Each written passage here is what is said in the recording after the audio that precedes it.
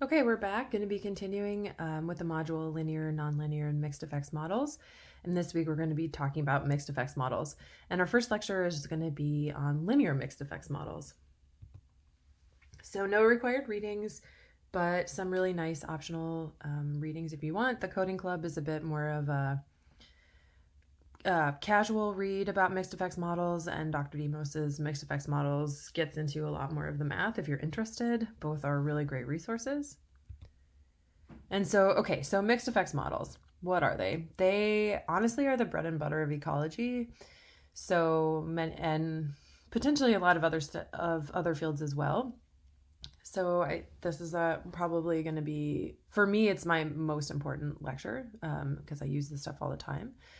So sometimes our linear models do not work because we don't have independence between all of our data points. For example, say you want to study a rodent population size and how it varies with seabird density across a series of islands, and those islands are different in some way that affect your data. So, for example, they could have different temperatures, nutrient contents, predators. So you could be getting a response for rodent population size with seabirds, but it might be washed out by the fact that you have more rodents on one island versus another because of, temperature, predators, etc.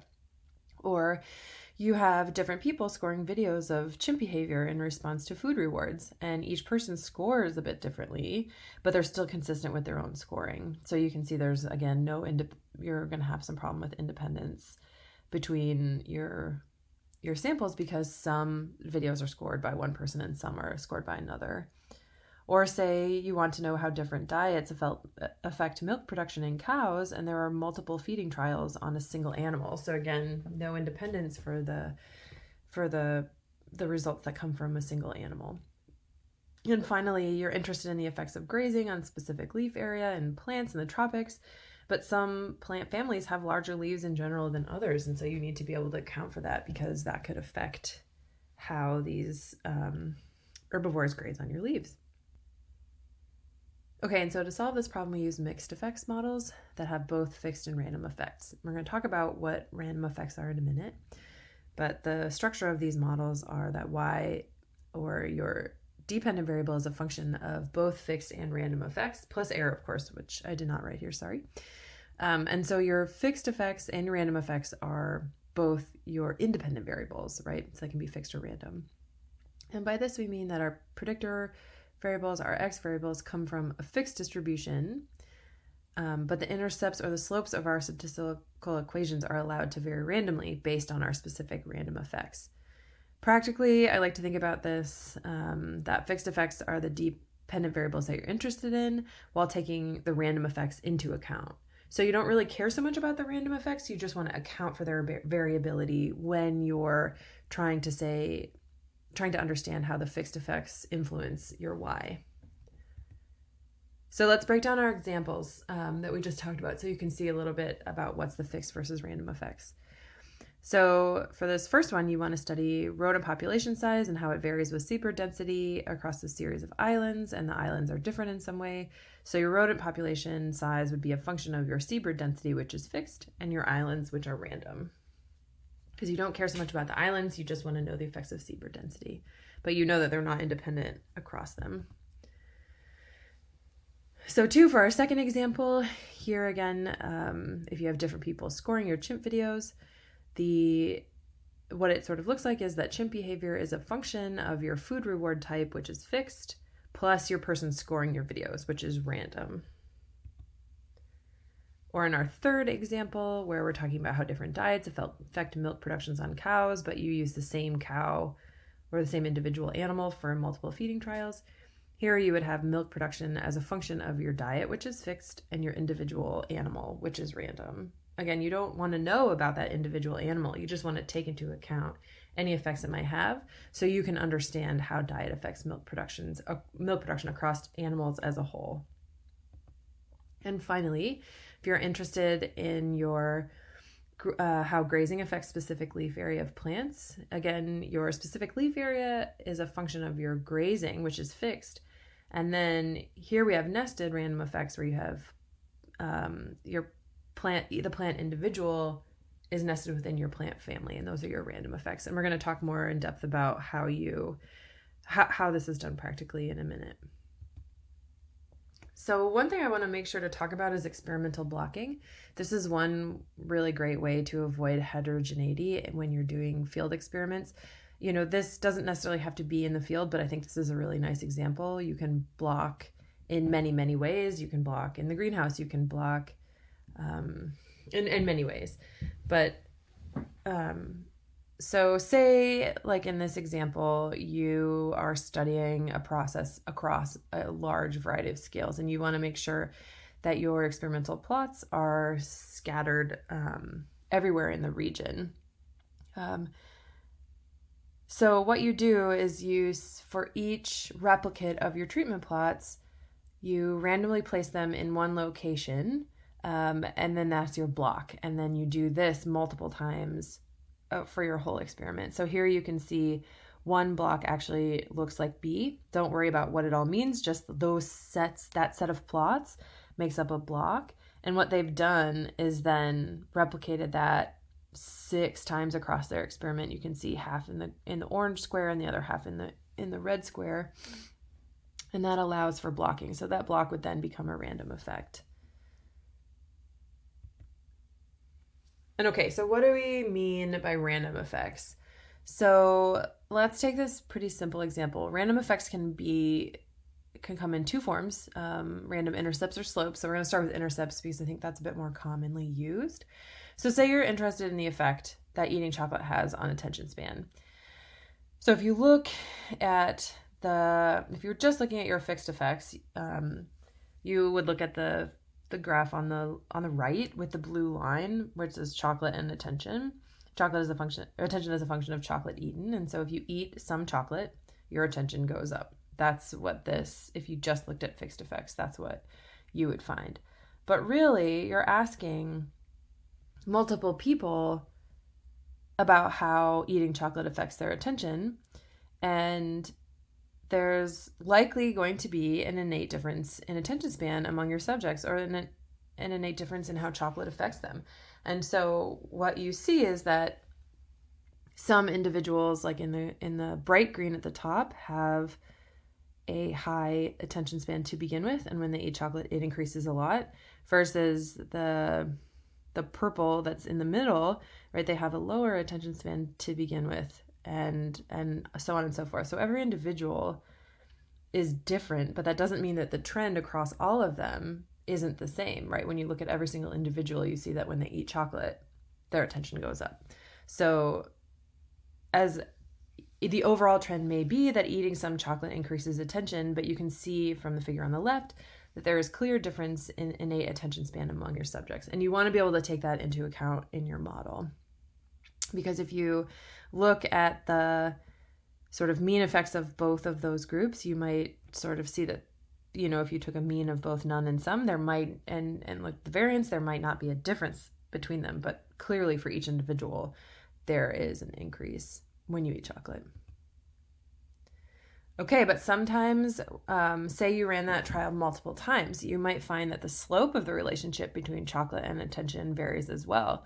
So that, there could be you could be doing this on different days, when you're really tired, when you're not tired. So chocolate could have a different effect on the slope of your effect. Again, overall, likely the trend is going to be positive, that eating chocolate increases your attention.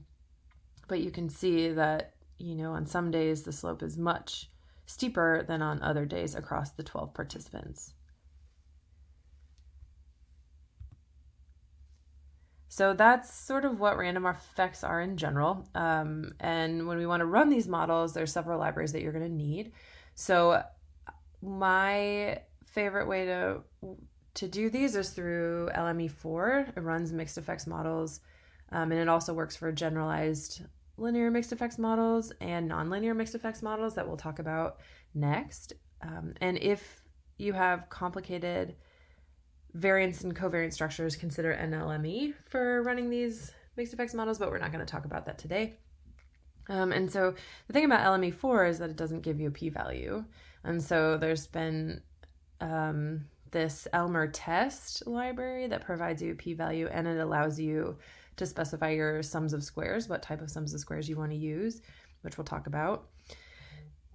There's also the EM means library, which allows you to specify contrasts if you want to look at specific contrasts, say everything to every treatment, every one of 10 treatments to a control. There's ways to specify that. We're not going to talk about this, but I wanted to just let you know that this is available. And then finally, there's the mu-min library, and that allows you to describe the conditional and marginal variance components of your model. So how much of your model is explained by the fixed effects, how much of the variance of the model is explained by the fixed effects, and how much of the variance is explained by both the fixed and random effects combined. So how does this all work? So this is what your model statements will look like. So you're going to use the Elmer function. You're going to have your response variable as a function of your dependent variables, say up to 3. And then you're going to have this you're in additive effect of your random effect. So that's if you have a random intercept, it looks like one pipe random intercept. And then, of course, your data. And then here you're going to specify REML equals true. And so what that means is you want to use REML equals true for small sample sizes, as it optimizes your estimates using restricted maximum likelihood instead of log likelihood. And when you have small sample sizes, the log likelihood estimates will be biased low. So if you're like me and you tend to have smaller sample sizes, then I tend to use REML equals true. Okay, and so you can also have, as I mentioned before, random slopes, right? Sometimes on a certain day, you may not have the same relationship between eating chocolate and attention.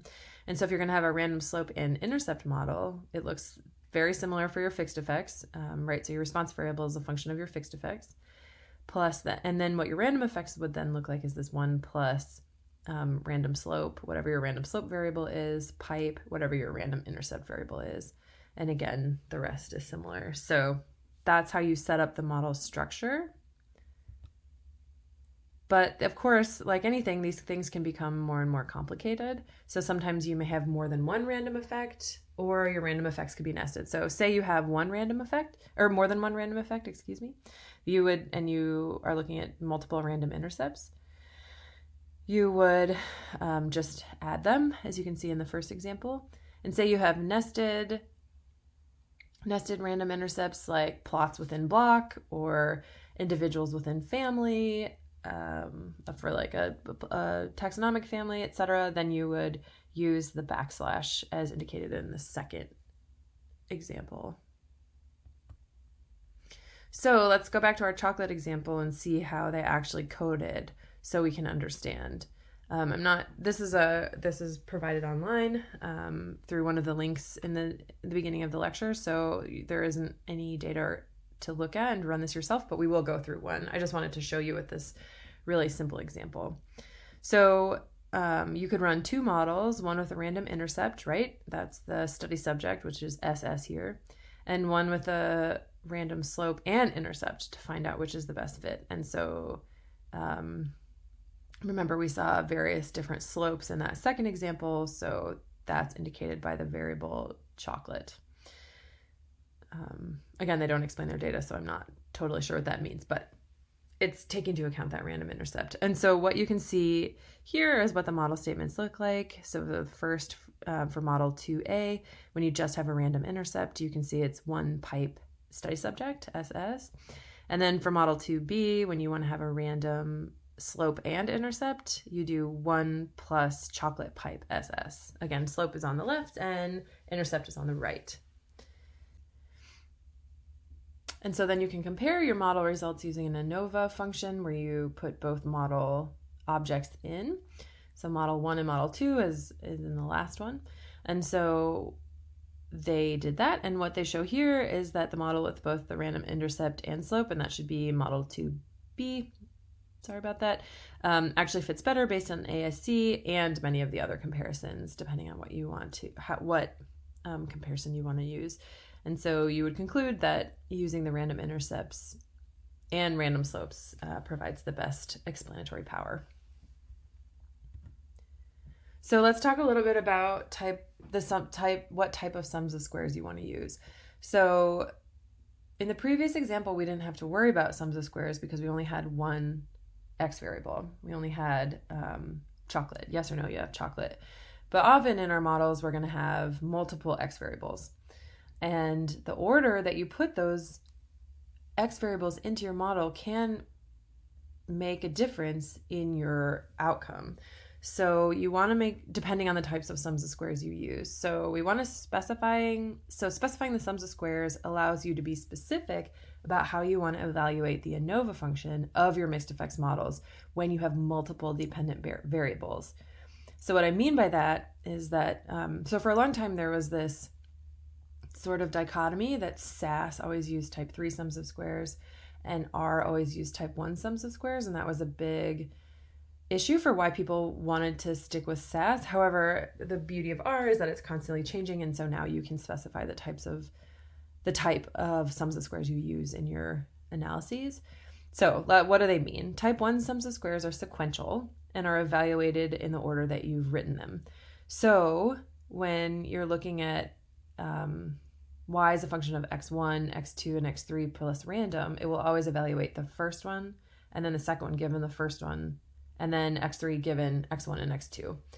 And so that may not necessarily be equal to y is a function of x3 plus x1 plus x2 plus your random. So you want to think about, if you're going to use your type 1 sums of squares, do you think you know the order of importance of your variables, of your dependent variables? I'm sorry, your independent variables, your x's. And there are some cases where you could consider this a reasonable assumption. Like there are cases where you could say, okay, I know x1 is going to explain a lot more than x2. For example, ignoring the fact that there could be co-limitation, for example, growth in plants is often much more affected by nitrogen than phosphorus. So if I was going to do an additive model of these effects and use type 1 sums of squares, I could reasonably put nitrogen as my x1 and phosphorus as my x2. But I like to be safe, and I like to use the type 3 sums of squares. So these are partial, and basically every term in the model is evaluated in the light of every other term, including the interactions. So it evaluates all combinations of x1 plus x2 plus x3. So to be safe, that's what I like to do, because I don't like to make assumptions about my understanding of the order, but that's just for the record. And if you have a perfectly balanced factorial design, like say a 3-way factorial, and you have equal number of plots or experimental units, etc., then that's equivalent to type 3 sums of squares. And then finally, type 2 sums of squares. I don't tend to use this. I don't know a lot of people who do, but for the record, they are similar to type 3, but they are marginal. So they evaluate all of your variables in the light of all other terms, but not the interaction terms. So just the additive ones. Okay, so let's look at some data to try to run through this and make some sense of all of this. So we're going to be looking at tree ring data. So the width of tree rings and how the growth of your tree is affected by climatic and soil conditions in an area. And this is from a paper in Journal of Ecology in 2016. So a little bit about tree rings. They're pretty cool. So the tree ring is basically a record of the condition of the growing season for a tree in a given year. And so you can see they have little demarcations for various different events that happen in a tree's life and how it's reflected in the growth rings. So A is the very center, when the tree was just a seedling. When you have conditions like B and E, where the rings are pretty wide because they seem to be like pretty good growing conditions. They're widest in B when there's no competition. C, you can see that, maybe another tree fell on your tree, and so on one side, so the rings got a little squished on one side relative to the other.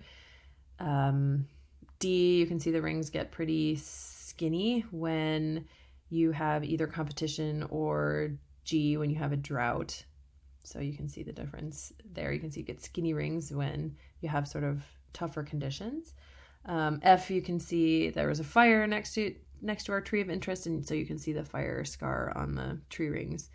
And H, looks like there's some herbivory by a pest, and so again the rings are small because the tree can't put on a lot of growth in those years. So tree ring width is really important and gives us an idea about what the conditions are that a tree might experience throughout its life, considering that it puts on a ring every year.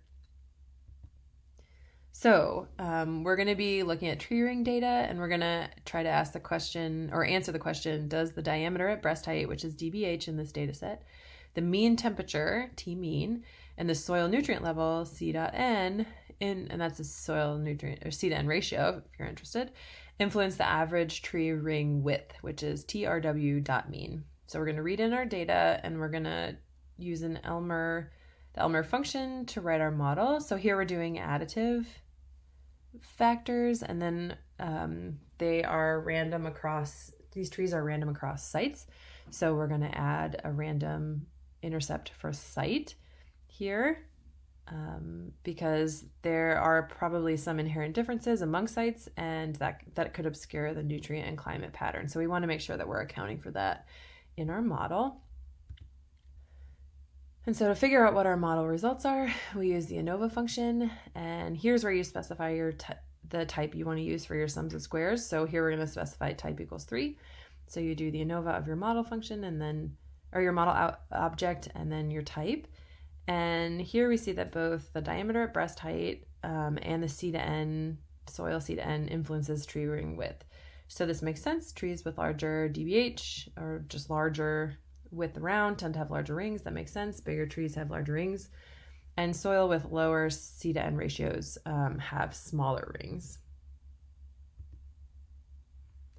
And so say we want to understand how much of the model is being explained, how much of the variance of the model is being explained by either the fixed effects, which are the marginal effects. Here it's R2M, or the fixed and random effects combined, which is the conditional, and that's the R2C below. So you can use the R dot squared GLMM of your model, that function, that gives you your R squareds.